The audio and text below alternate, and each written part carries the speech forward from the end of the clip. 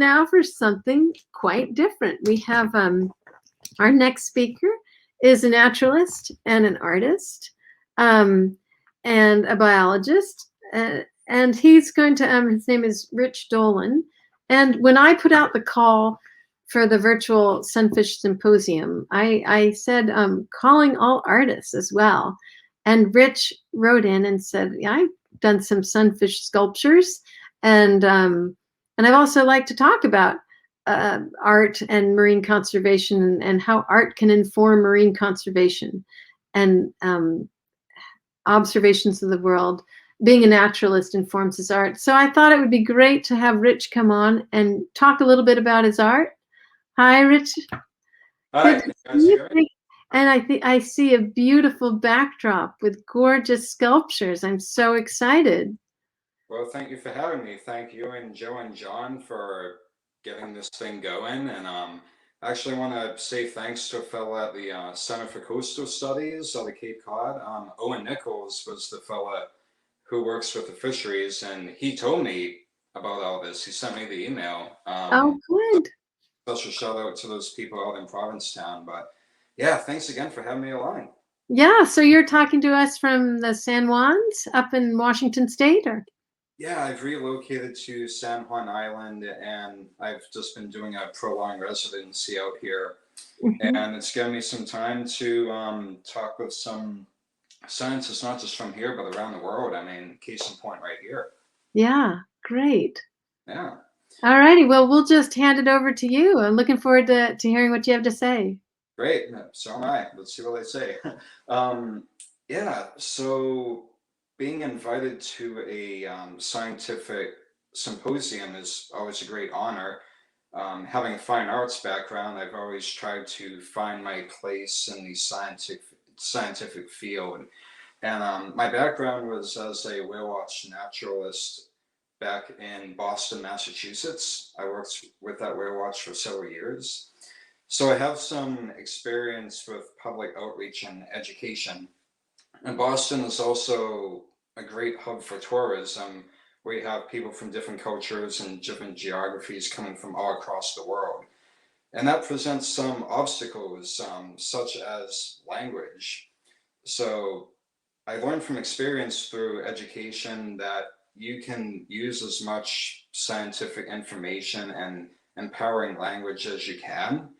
But when you think about whale watching, when you go out there into the field, it's the physical experience that you remember, whether it's being seasick or being on a boat or actually getting to feel the breath of the whale on you.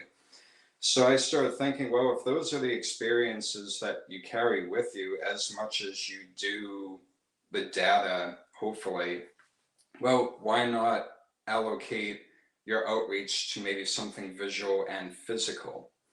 So a little bit more background before I dive in. I did a lot of my research and whale watching on Stellwagen Bank National Marine Sanctuary, and that's located in Cape Cod, so it's kind of around Crow Carson's neighborhood. So we do actually see ocean sunfish on the whale watches out there, but I'll get to that in just a moment. So the species that we worked with most often were Megoptera novaeangeli, the humpback whale. And with humpback whales, I mean, when people think of them in media, they always think of their big, elegant, almost otherworldly forms in their entirety. But then when you're a passenger on a whale watch, you go out there and you only see the whales piecemeal. You only see about 10% of the animal coming up above the surface. So while you're out there on the boat, if you're seeing a humpback whale's face, what you're actually just seeing is maybe this part of the animal. So I thought, well, I want people to get a picture, pun intended, of these animals, and I can't pick the whales out of the ocean and put them on the boat. But then I thought, as an artist, maybe I can. So we see a lot of feeding behavior out on Stellwagen Bank, which is also hard to explain. So I thought to myself, what if I could combine animal behavior and physiology? So what I started doing back in 2019 was constructing these humpback whale heads. And these heads are articulated. So this enables people not only a look at their physiology, but also behavior. So this is one of my most recent sculptures. I've made about, I'd say, 30 of these for different whale watchers around the country. So a lot of them are on the East Coast. So I'm using this as an example to be a prelude to the sunfish. The humpback whale is a baleen whale. It has keratin plates that grow inside the mouth. And that can be a pretty difficult concept to introduce to the public who are not familiar with whale anatomy. So what I've done with these articulated sculptures is that I've illustrated the actual baleen plating itself. And I've even included parasites. I know we were talking about those, the parasites that you would find on a humpback whale, the barnacles. And if I actually invert this to the other side, a boat passenger can get a pretty good idea of what's going on in the whale's mouth in terms of using baleen plating to extract fish from the water. So I've even included fish species for this region, being the sand eel or the sand lance you can see here. I've gone to the lengths of sculpting the CCM, the corpus cavernosum maxillaris that you find on the top of the jaw. And if you see a humpback whale feeding in the wild, that's often mistaken for the tongue. It sits on the palate, the roof of the mouth. So I thought it would be instrumental to include that too. So that's just one sculpture template I've used for the humpback whale. As I've found myself quarantined on this island, I've started getting more creative with the curation or the angle of the humpback whale. And I've also started looking more into illustrating their behavior. So here we have a humpback whale from a frontal view. I've included a tail pattern, just one put off of Instagram with the photographer's consent. And then I've included different species of fish that the humpback whales will feed on, going from the sand lance to the bunker fish to herring. So in addition to using those angles, I've also revisited humpback whale heads, and I've procured a few with different coloration patterns. This is typically the color you'd see of a humpback whale in maybe a breeding ground like Hawaii, where the water is blue. But then I've also created humpback whales that exhibit color of what you find in a feeding ground with phytoplankton in the water. So this one takes on more of an emerald coloration due to that phytoplankton.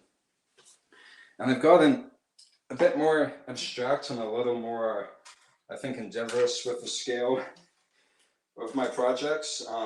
So I've become really fascinated just visually with the ventral pleats, the elastic muscles on the underside of humpback whales and other oracles. So I've started doing illustrations to communicate this kind of physiology. And as you can see, I've also included their parasitic friends on the underside. And right now, I am doing a collaborative project with whale and dolphin conservation back east. And what we're working on are replicas of humpback whale body parts. So here I have a pectoral flipper, and I've procured 7 of these. So WDC can take these to outreach programs to schools, to whale watches, and as you can see, they are double-sided. So a more recent adventure I've been going on, which is the reason I've been invited here, is for the ocean sunfish, particularly the common sunfish, the mola mola. I started creating these to bring on boats, and these have proven quite advantageous to education, because when people encounter an ocean sunfish outside of a laboratory, just in a boat, usually they're going to be up at the surface, and given if you don't have polarized technology on hand, or if the sea conditions are unfavorable, it's really hard to explain what they're looking at other than a dorsal just sculling above the surface. So these have been quite instrumental in illuminating some of the more enigmatic fish species. And I've taken the liberty of branching out to different fish in the ocean. I did some light research with fins attached, stationed out of Colorado.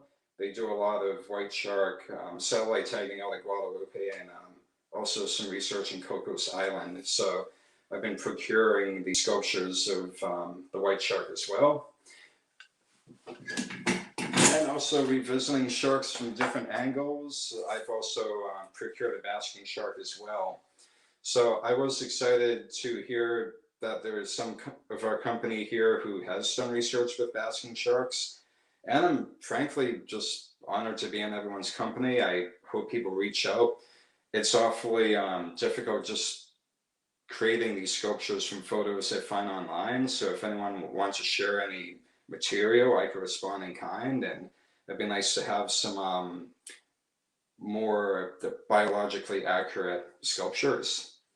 But yeah, I'm just really happy to be joining you guys. I think that art certainly has a place in science. I mean, if science is the roadmap of nature, then maybe art and visual language can be the wayfinder. Yeah. So thanks for having me. Oh, thank you, Richard. Beautiful work. Yeah, I think being able to, hold those sculptures and point to different parts and have them be anatomically accurate and still aesthetically beautiful is so important. Oh, you bring up another large one. And Jonathan, please feel free to come on as well. I think the role that art can play in just creating this universal language for people to get excited about the natural world, and to I mean, as an artist yourself, to create those sculptures, the sunfish sculpture, you've got to really look at all the details. I mean, you see so much when you're trying to depict it in sculpture, when you're trying to depict it in a painting. You put your own aesthetic into it, but you see so much more detail than if just casual observer when you actually try to create art with it. Yeah, and that's why I'm thankful for organizations like the New England Aquarium for being open-minded in inviting artists and people of other practices to come on board. And it's been great starting with humpback whales because they are some of the more surface active denizens out there. So as a naturalist, people like me get a lot of visual exposure to them. But the problem with ocean sunfish is that I'll maybe see them on like 1 out of 20 whale watches. So my engagement with them is somewhat limited. So it's just really down to photographs that researchers share until I start seeing them more in person. Yeah, no. Sorry. Yeah, I love that. I was kind of transported back in time to like my first year at university. And this has dropped out. We've got so high tech now, we've forgotten some of the basics. I can remember going into like a huge lab and there'd be like 400 specimens out there, and we'd just spend the whole day drawing them. Because if you had to draw them, you had to look at them. Right. You didn't just pick it up and go, yeah, whatever. You had to really look at it. And I think they've started to do that because we got a museum at Queen's in our department, and loads of old school fossils and specimens and weird stuff from the ages. And some of the students have actually just hooked up with the Art Society universally. So for keeping people's heads straight, they're coming in and just doing flipping, life drawing classes and all this kind of stuff.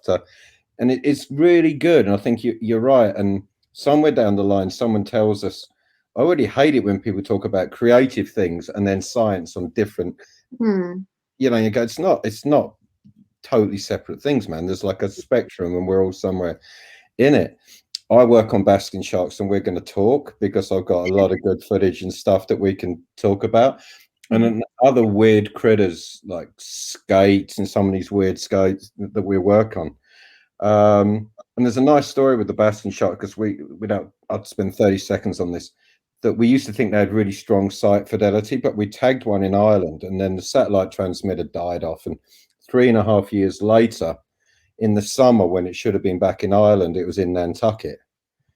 And that just one animal just totally blew us away going, man, these animals are complete. So there's a lot of stuff about connectivity, different sides of the ocean. I think, yeah, drop us a line, man. We can talk about this, and I love your stuff. I think it's yeah, we need to not become too much scientists.